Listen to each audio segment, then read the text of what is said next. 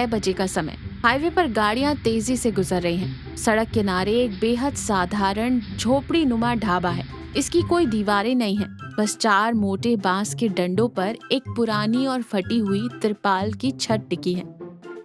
नीचे कुछ पुरानी चारपाइयां बिछी हैं। मिट्टी के चूल्हे में लकड़ियां जल रही हैं। शुभ चेहरे पर थकान, लेकिन आंखों में ईमानदारी, और कपड़े मैले कुचले पहने हैं। एक बड़ी मिट्टी की हांडी में देसी मुर्गा पका रहा है। ताजे पिसे मसालों की महक हवा में घुल रही है। उसकी पत्नी कस्तूरी चूल्हे की आंच में पसीने से लथपथ होकर गर्मा गर्म तंदूरी रोटी बना रही है। पास ही 50 फीट की दूरी पर एक बहुत बड़ा चमकता हुआ रॉयल पंजाबी ढाबा है, जहां नियॉन लाइट्स जल रही हैं और महंगी गाड़ियां खड़ी हैं। शंभू अपने हाथ से माथे का पसीना पोंछते हुए निराश होकर हांडी में देखते हुए कहता है, कस्तूरी, आज मुनीम जी से कर्जा लेकर ये देसी मुर्गा और मटन लाया हूँ। मसाले भी खुद कूट कर डाले हैं। महक तो बहुत अच्छी आ रही है, लेकिन सुबह से सिर्फ एक ट्रक ड्राइवर ही रुका है।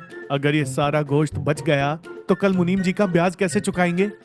कस्तूरी तंदूरी रोटी को एक साफ पत्तल में रखते हुए, मन छोटा मत कीजिए जी, आपके हाथ के देसी मुर्गे के सालन का स्वाद क्या इस हाईवे के किसी 5 स्टार होटल में मिलेगा? जिसकी किस्मत में ये बेहतरीन खाना लिखा होगा वो पक्का यही आएगा। हम अपना काम पूरी ईमानदारी से करते रहेंगे। शंभू गहरी सांस लेते हुए कहता है, आजकल ईमानदारी से पेट नहीं भरता कस्तूरी। वो देखो, सेठ चंपक लाल के ढाबे पर कैसे भीड़ टूट रही है। उनके पास नरम सोफे हैं, बड़े बड़े पंखे हैं। वो लोग फ्रिज में रखा हफ्तों पुराना मांस रंग मिलाकर भी बेचें तो लोगों को वही पसंद आता है। हमारे पास क्या है? सिर्फ हाईवे की धूल और इस चूल्हे का धुआं। सेठ चंपक लाल अपने आलीशान ढाबे के बाहर खड़ा है। वो शंभू के ढाबे की तरफ हिकारत भरी नजरों से देखता है। चंपक लाल जानबूझकर जोर जोर से चिल्लाते हुए अपने मैनेजर से कहता है, अरे ओ मैनेजर, सड़क किनारे ये झोपड़ी अभी तक बंद नहीं हुई क्या? वो भिखारी आज देसी मुर्गा पका रहा है। हमारे रॉयल ग्राहकों को इसकी ये झोपड़ी और धुएं से चिढ़ हो रही है। कल तक इस कचरे के डिब्बे को यहाँ से उखाड़ फेंकना। मेरे ढाबे की खूबसूरती खराब हो रही है। शंभू चंपक लाल की बातें सुनकर सिर झुका लेता है। उसकी आंखों में आंसू आ जाते हैं। वो अपनी फटी जेब टटोलते हुए कहता है, सुना तुमने कस्तूरी, वो कैसी बातें कर रहा है? अगर कल मुनीम का कर्जा नहीं चुकाया तो चंपक लाल के कहे अनुसार हमारी तिरपाल उखाड़कर हमें सड़क पर फेंक दिया जाएगा।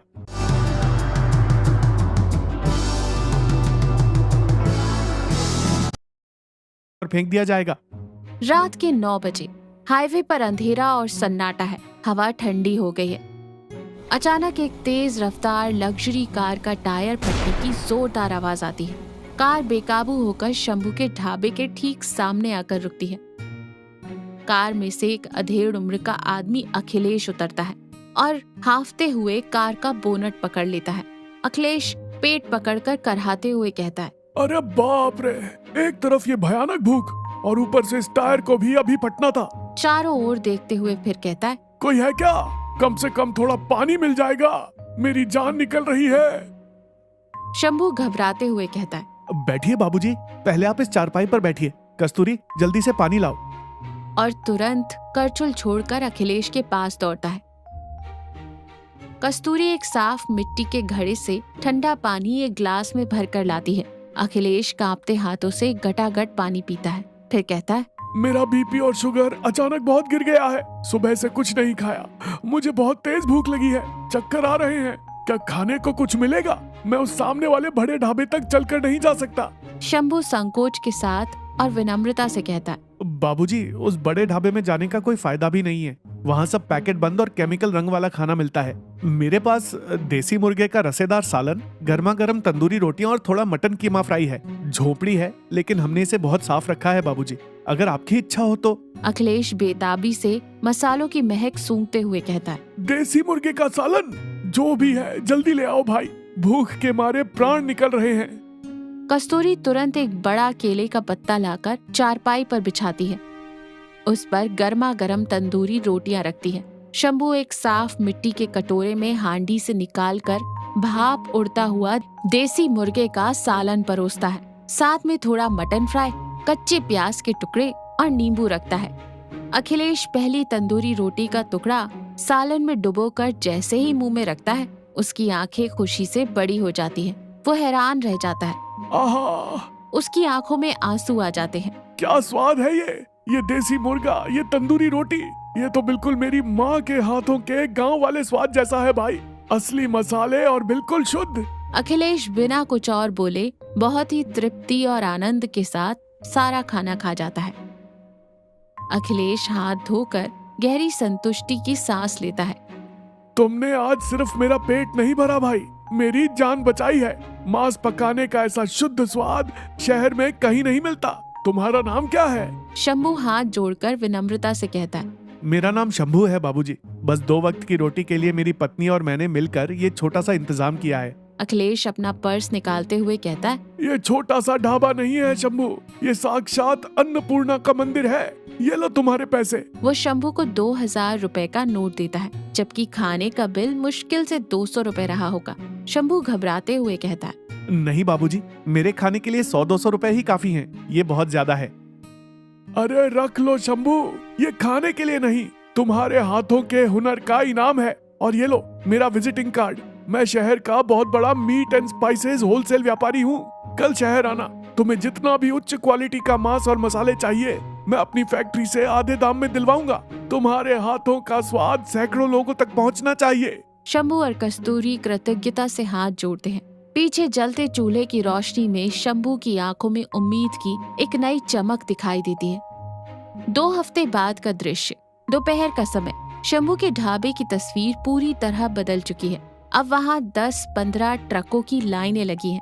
शंभू बेहतरीन क्वालिटी का मांस इस्तेमाल कर रहा है। देसी मुर्गा, मटन फ्राई और तंदूरी रोटी की सुगंध पूरे हाईवे पर फैली हुई है। कई ट्रक ड्राइवर चारपाइयों पर बैठकर पसीना पोंछते हुए चाव से तंदूरी रोटी और मटन खा रहे हैं।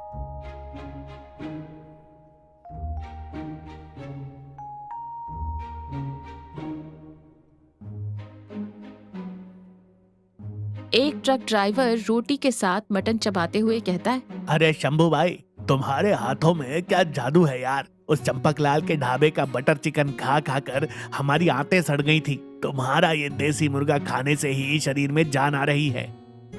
चंपकलाल अपने महंगे ढाबे की कांच की खिड़की से ये सब देख रहा है। उसका ढाबा पूरी तरह खाली पड़ा है। उसका चेहरा गुस्से से लाल हो जाता है। वो अपने हाथ का चाय का ग्लास जमीन पर पटककर तोड़ देता है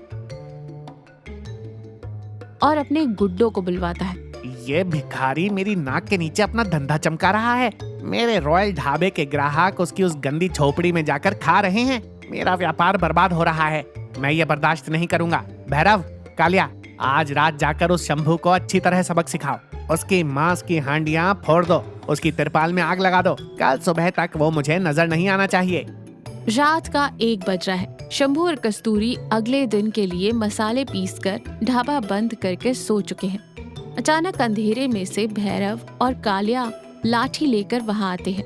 वे बेरहमी से ढाबे के बांस के खंभे तोड़ना शुरू कर देते हैं। सुबह के लिए तैयार मटन और चिकन की हांडियों को लात मारकर सड़क पर गिरा देते हैं। लाल गाढ़ा रस्सा मिट्टी में मिल जाता है। भैरव भयानक आवाज में चिल्लाते हुए कहता है। शंभू, सेठ चंपकलाल का हुक्म है, कल सुबह तक ये झोपड़ी यहाँ नहीं दिखनी चाहिए। अगर फिर से यहाँ चूल्हा जलाया तो अगली लाठी तेरी टांगों पर पड़ेगी। 2 रुपए दोगे तो एक